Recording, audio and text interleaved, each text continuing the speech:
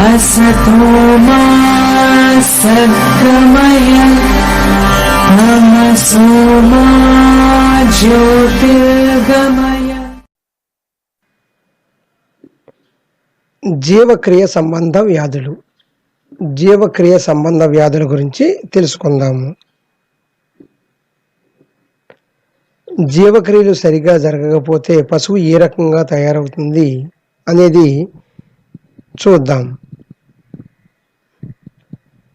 మొదటగా ఆమ్లజనిత అజీర్తి. ఆమ్లజనిత అజీర్తి రుమెన్ అసిడోసిస్ అన్నది పశువుల యొక్క జీవక్రియ వ్యాధి. రుమెన్ యొక్క pH విలువ 5.5 కన్నా తక్కువ ఉంటే అసిడోసిస్ అనేది కలుగుతుంది. దీని యొక్క సాధారణ విలువ 6.5 నుండి 7.0 వరకు ఉండవలెను. కానీ 5.5 కన్నా తక్కువ ఉంటే అసిడోసిస్ అనే వ్యాధి కలుగుతుంది. pH విలువ తగ్గుట వలన జరిగే నష్టాలను చూడండి. pH విలువ తగ్గుట వలన ఆకలి, ప్రత్యుత్పత్తి తగ్గుతుంది. సూక్ష్మజీవుల సంఖ్యను బాగా తగ్గిస్తుంది. పెరిగిన ఆమ్లం వలన తీవ్రమైన సందర్భాలలో మరణం కూడా సంభవించవచ్చును.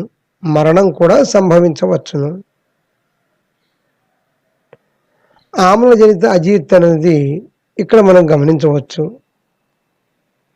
ఈ పశువులలో మీరు గమనిస్తే ఈ ప్రదేశంలో అనగా జీవక్రియ అనేది ఇతర జరుగుతుంది. కావున ఏ రకముగా ఉంటుంది అనేది మీరు గమనించండి. pH విలువ 5.5 కన్నా తక్కువ ఉంటే అసిడోసిస్ అనేది సంభవిస్తుంది. ఈ ప్రదేశంలో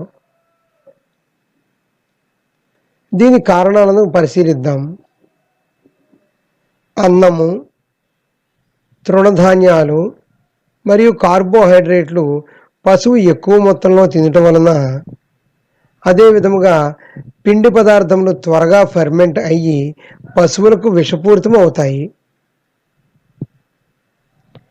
తీవ్రమైన అసిడోసిస్ అనేది కొన్ని సందర్భాలలో మరణానికి కూడా కారణమవ్వచ్చును. మరణం కూడా సంభవిస్తుంది.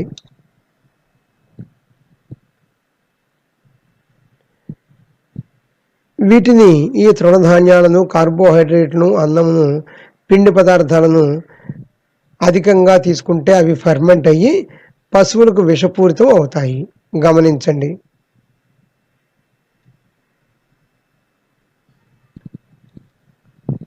ఈ వ్యాధి లక్షణాలను పరిశీలిద్దాం. పశువులు మేతను తినవు, అదే విధముగా నెమరు వేయవు. రూమెన్లో కదలికలు ఆగిపోతాయి. కడుపు నొప్పి, పళ్ళు కొరకడం, కాళ్ళు తన్నుకొనటం వంటివి జరుగుతాయి. కడుపు నొప్పి, పళ్ళు కొరకటం, కాళ్ళు తన్నుకొనట వంటివి జరుగుతాయి. నల్లగా మ్యూకస్తో నిండిన విరోచనాలు అవుతాయి. ఊపిరి తీసుకొనుట పశువులకు చాలా ఇబ్బందిగా ఉంటుంది. డీహైడ్రేషన్ కలుగుతుంది.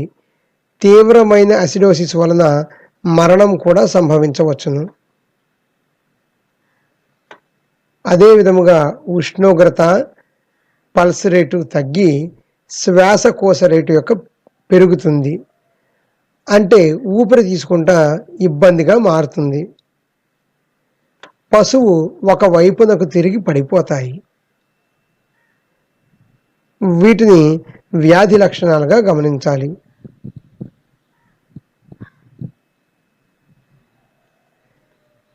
చికిత్సా విధానము పరిశీలిద్దాం.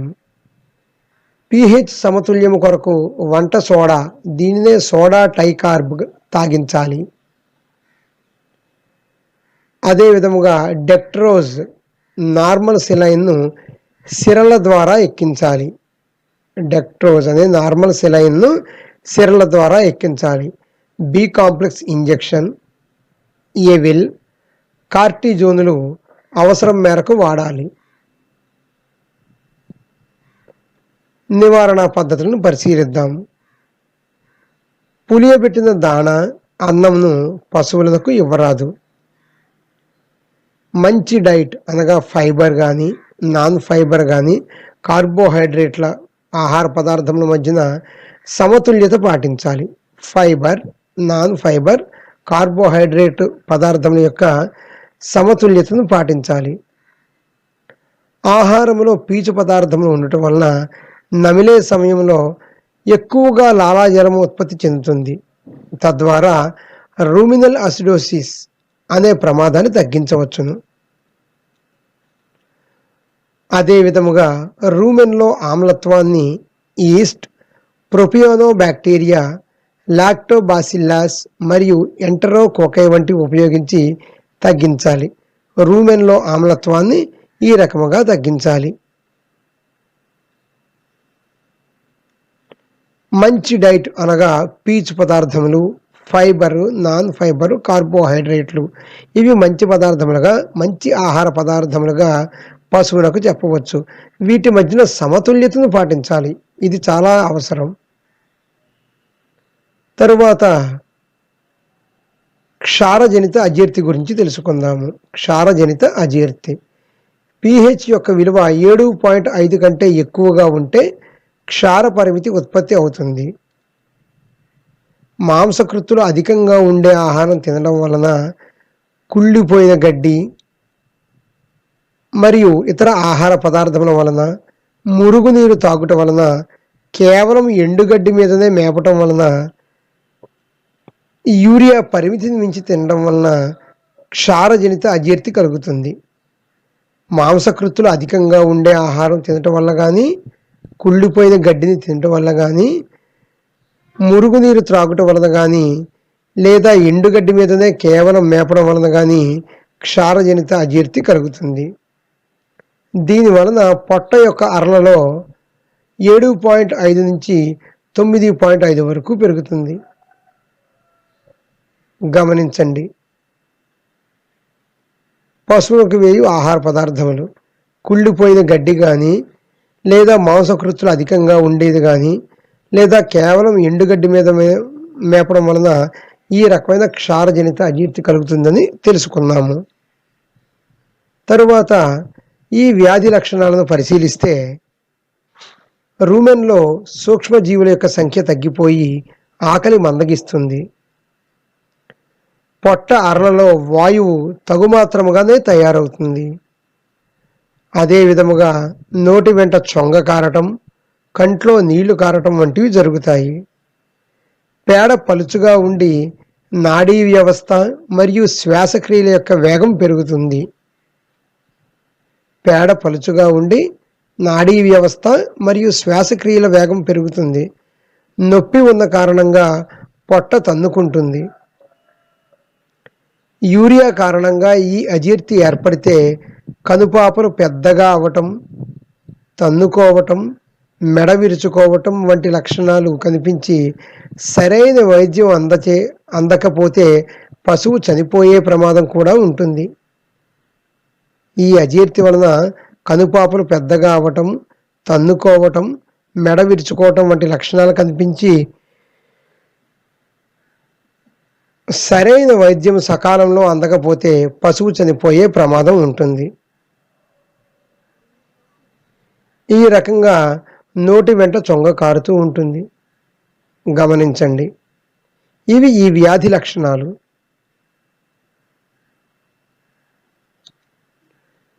వ్యాధికి చికిత్సా మార్గములు.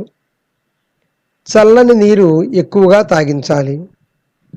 5 నుండి 10% ఎసిటిక్ యాసిడ్ మరియు లాక్టిక్ యాసిడ్ నీటితో తాగించాలి. RL 500 నుండి 1000 మిల్లీలీటర్ల వరకు ఇంట్రావీనస్ ఇంజెక్షన్ ద్వారా ఇవ్వాలి. ఇవి చికిత్సా మార్గములు. తరువాత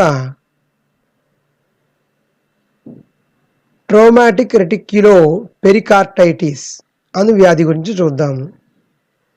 ఇది రెటిక్యులంకు వివిధ కారణాల వల్ల గాయమైనప్పుడు రెటిక్యులో పెరిటోనైటిస్ అని వ్యాధిగా కనబడుతుంది. ఈ ప్రదేశంలో రెటిక్యులం ఉంటుందని మీకు తెలుసు. పశువులు మేత మేసేటప్పుడు లోహ పదార్థములను, తీగలను, మేకులను మరియు ఇతర పదార్థములను ప్రమాదవశాత్తు తీసుకుంటం వలన టీఆర్పి అనేది సంభవించును. మేకులు లేదా తీగ ముక్కలు వంటివి మింగినప్పుడు అవి నేరుగా రెటిక్యులం లేదా రూమెన్లోకి వెళతాయి. తద్వారా రూమినల్ సంకోచాల ద్వారా రుమినోటెక్యులర్ మడత మీద రెటిక్యులం యొక్క క్రానియో వెంట్రల్ భాగంలోనికి వెళతాయి. గమనించండి,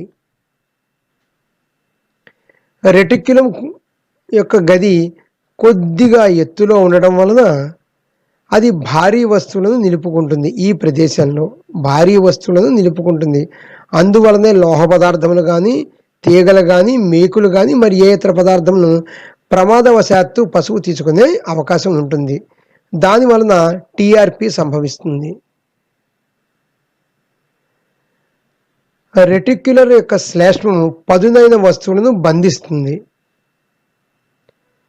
ఈ రెటిక్యులం యొక్క సంకోచాలు ఆ లోహ వస్తువును ఈ గోడలో ప్రవేశించడానికి తోడ్పడతాయి. శ్లేష్మం అనేది ఈ వస్తువులను బంధిస్తుంది. ముందుకు కానీ వెనుక కానీ కదలనివ్వవు. తద్వారా ఈ ఇనుప వస్తువులు రెటిక్యులం యొక్క గోడలను గుచ్చుకునేలా చేస్తుంది. చిత్రాన్ని గమనించండి. రెటిక్యులం గోడకి చిల్లు పడటం వల్ల తీసుకునే ఆహారం కానీ, లోపల ఉండే బ్యాక్టీరియా కానీ లీక్ అవుతుంది. ఇది పెరిటోనియల్ కుహరాన్ని కలుషితం చేస్తుంది. ఫలితంగా పెరిటోనిటిస్ ఏర్పడుతుంది. క్రమేపీ రెటిక్యులం గోడలో పొరలు అంటుకుంటాయి. ఈ ఇనుప వస్తువు డయాఫ్రమ్లోకి చొచ్చుకొని పోయి థొరాసిక్ కుహరంలో ప్రవేశిస్తుంది. రెటిక్యులం గోడకి చిల్లు పడటం వల్ల తీసుకునే ఆహారము, బ్యాక్టీరియా లీక్ అవుతుంది. ఇది పెరిటోనియల్ కుహరాన్ని కలుషితం చేస్తుంది. పెరిటోనియల్ కుహరాన్ని కలుషితం చేస్తుంది. ఫలితంగా పెరిటోనిటిస్ అనే వ్యాధి ఏర్పడుతుంది. క్రమేపీ రెటిక్యులం యొక్క గోడలో పొరలు అంటుకుంటాయి. ఈ ఇనుప వస్తువు డయాఫ్రమ్లోకి చొచ్చుకొని పోయి థొరాసిక్ కుహరంలోకి ప్రవేశిస్తుంది. ఇది కొన్నిసార్లు పల్మనరీ గడ్డలకు కూడా కారణం అవుతుంది. కాలేయము లేదా ప్లేహమునకు రంధ్రాలు పడతాయి. దాని వలన సెప్టిసీమియా అభివృద్ధి చెందుతుంది. శస్త్రచికిత్స లేదా సరైన వైద్యము అందకపోతే పశువు మరణిస్తుంది. ఈ చిత్రంలో మీరు గమనిస్తే అట్టి పశువులకు శస్త్రచికిత్సను పశు వైద్యాధికారులు ఏ విధంగా చేస్తున్నారో గమనించండి. శస్త్రచికిత్స లేదా సరైన వైద్యం అందకపోతే పశువు మరణిస్తుంది. జాగ్రత్తగా గమనించండి.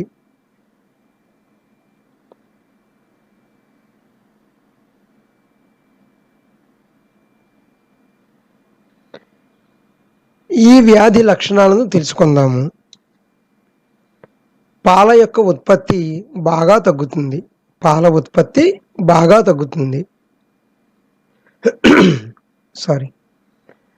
పేడ వేయదు.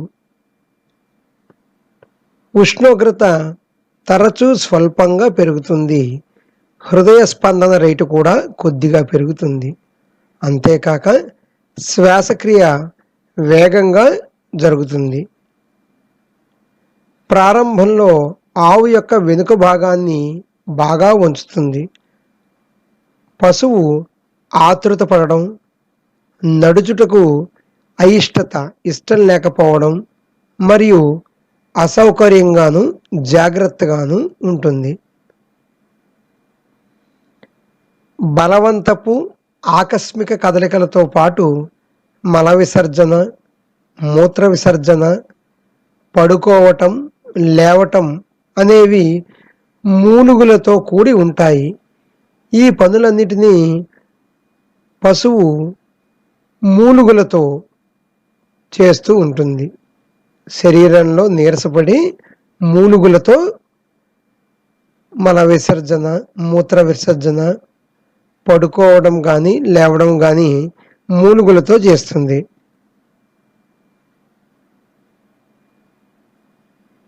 ఈ వ్యాధికి గురి అయిన ఆవు ఈ రకంగా చాలా నీరసంగా పాల ఉత్పత్తి లేకుండా ఉంటుంది.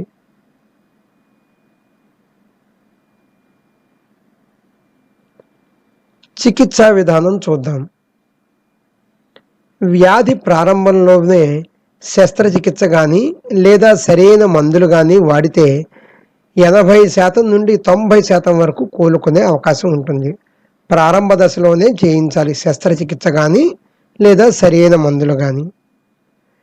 శస్త్రచికిత్సలో రెటిక్యులం నుండి వస్తువులను రూమెనాటమీ అనే పద్ధతిలో తగ్గిస్తారు.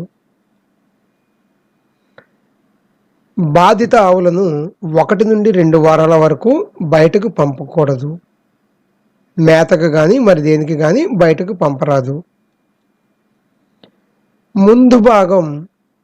ముందు భాగం ఎత్తులో ఉంచడం వలన సూది కానీ మేకు కానీ లేదా వైర్ కానీ మరింత చొచ్చుకుపోవడాన్ని నివారించవచ్చును. నోటి ద్వారా ఐవి ద్రవాలు మరియు సబ్క్యూటేనియస్ కాల్షియం బోరోగ్లూకోనేటివ్ లేదా కాల్షియం గ్లూకోనేటివ్ వంటి సహాయక చికిత్సను అవసరమైన విధంగా నిర్వహించాలి. నివారణ మార్గాలు చూద్దాం.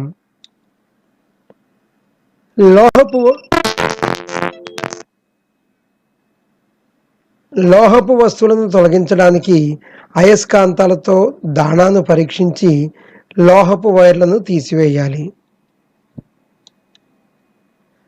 పశువులను కొత్తగా నిర్మాణము జరుగు ప్రదేశాల నుంచి దూరంగా ఉంచాలి. పాత భవనాలు మరియు కంచెలను పూర్తిగా తొలగించి వేయాలి. ఈ చిత్రంలో గమనిస్తే కొత్తగా నిర్మాణం జరుగుతున్న ప్రదేశాలు ఇవన్నీ.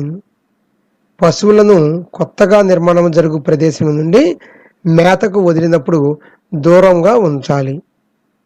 అదే విధముగా పాత భవనాలు మరియు కంచెలను పూర్తిగా తొలగించి వేయాలి.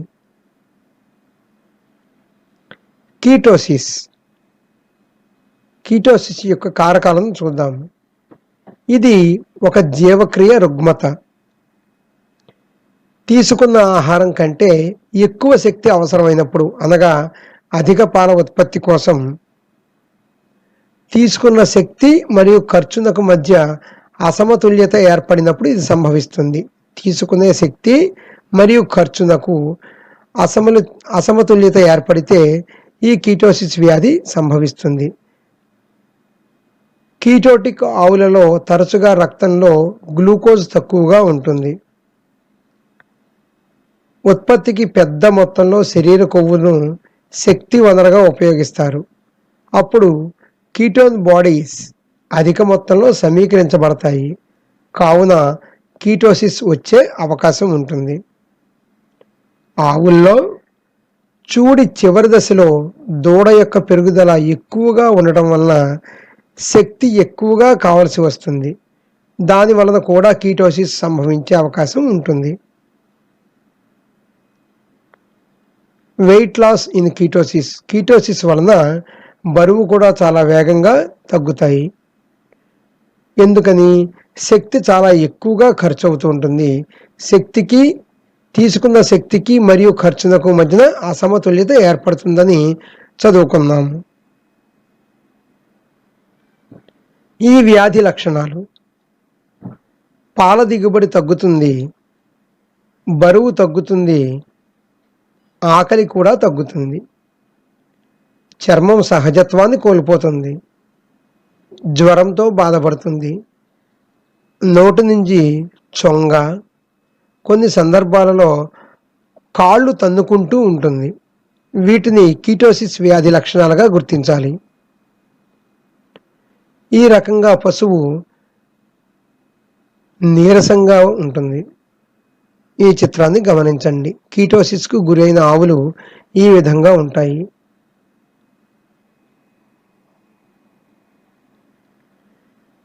చికిత్సా పద్ధతులను చూద్దాము.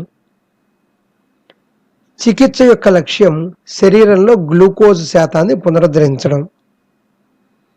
గ్లూకోజ్ యొక్క సప్లిమెంట్ సాధారణంగా 200 నుండి 400 mg తీసుకుంటారు కీటోనిల్ జెల్ ద్వారా. అలాగే 50% డిఎన్ఎస్ అనగా సెలైన్ 500 ml పశువునకు అందించాలి. ఈ చిత్రాన్ని మీరు గమనిస్తే ఇటువంటి చికిత్స చేయు పద్ధతులను మనం గమనించవచ్చు పశు వైద్యాధికారి పర్యవేక్షణలో. నివారణ మార్గాలు. కీటోసిస్ వచ్చాక చికిత్స చేయటం కంటే ముందుగానే దానిని నివారించడం చాలా ముఖ్యం. వ్యాధి వచ్చాక చికిత్స చేయటం కంటే ముందుగానే దాన్ని నివారించాలి. నివారణ తగినంత ఆహారం మరియు నిర్వహణ పద్ధతులపై ఆధారపడి ఉంటుంది. మంచి దాణా, ఎండుగడ్డి, తృణధాన్యాలు ఇవ్వాలి. పచ్చిక బయళ్ళ యొక్క నాణ్యత మరియు పరిమాణాన్ని బట్టి పాల దిగుబడి గరిష్ట స్థాయికి చేరుకునే వరకు ఈ సప్లిమెంట్లను అందించాలి. చాలా ఎక్కువ ఉత్పత్తి చేసే ఆవులు ప్రతి సంవత్సరం కీటోసిస్కు గురి అవ్వడం చాలా సహజంగా జరుగుతుంది. వాటిని పశువులు ఈనిన వెంటనే ప్రొపైలిన్ గ్లైకాల్ను తాగించడం వలన కీటోసిస్ను నివారించవచ్చు. ప్రొపైలిన్ గ్లైకాల్ తాగించడం వలన కీటోసిస్ను నివారించవచ్చు. మంచి దాణా, ఎండుగడ్డి, తృణధాన్యాలు దీనిని ఉదాహరణగా మనం తీసుకోవచ్చు. ఇవి కీటోసిస్ నివారణ పద్ధతులు.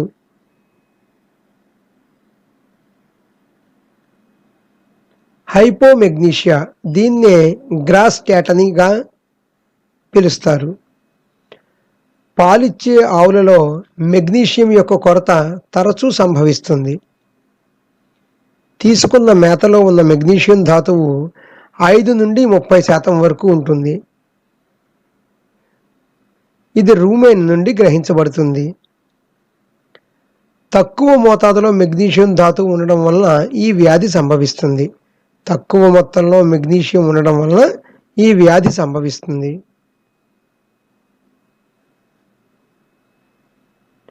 తీసుకునే మేతలో ఉన్న మెగ్నీషియం ధాతువు రూమెన్ నుంచి గ్రహించబడుతుంది. తీసుకునే మేత. ఈ చిత్రాన్ని జాగ్రత్తగా గమనించండి. ఈ వ్యాధి లక్షణాలు చూద్దాం. శరీర ఉష్ణోగ్రత ఎక్కువగా ఉంటుంది. అదేవిధంగా కండరాల కదలికలు కూడా ఎక్కువగా ఉంటాయి. నోరు, ముక్కు నుండి నురగ వస్తుంది మరియు తీవ్రమైన పరిస్థితుల్లో చనిపోయే ముందు కాళ్ళు వెనుకకు మరియు ముందుకు, దీన్నే ప్యాడ్లింగ్ అంటారు, కాళ్ళు ముందుకు వెనుకకు విసురుతూ నేలను కొడుతుంది. ఇతర ఆవులు ఏవైనా కదిలినప్పుడు అసాధారణంగా ఉలిక్కి పడుతూ ఉంటాయి. ప్రారంభంలో కింద పడి లేచే క్రమంలో నిటారుగా లేచి నిలబడటం, ఎగరటం, రంకెలు వేయటం వంటివి చేస్తాయి. ప్రారంభంలో వ్యాధి యొక్క ప్రారంభంలో నిటారుగా నిలబడటం, ఎగరటం, రంకెలు వేయటం వంటివి చేస్తాయి. చూపుకు లేదా శబ్దానికి లేదా స్పర్శకు చాలా అతిగా ప్రతిస్పందన కలిగి ఉంటుంది. సహజత్వానికి భిన్నంగా అతిగా స్పందిస్తూ ఉంటుంది. ఒక అరగంటలో మరణం సంభవించవచ్చు. ఈ రకంగా ఎగరటం, రంకెలు వేయటం వంటివి చేస్తూ ఉంటాయని గమనించండి.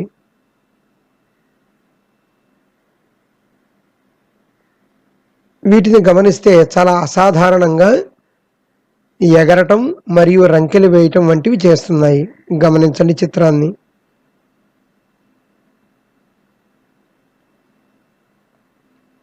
తరువాత చికిత్సా విధానం చూద్దాం. రక్తంలో మెగ్నీషియం పునరుద్ధరించడానికి చాలా వేగవంతమైన చికిత్స అవసరం. జుగులార్ సిరలోకి మెగ్నీషియం ద్రావణాన్ని ఇంజెక్ట్ చేయడం ద్వారా ఉత్తమ ఫలితాలను పొందవచ్చు. కానీ ఇది కేవలం పశు వైద్యాధికారి మాత్రమే చేయాలి. ఇది ఈ వ్యాధి యొక్క చికిత్సా విధానం. ధన్యవాదాలు.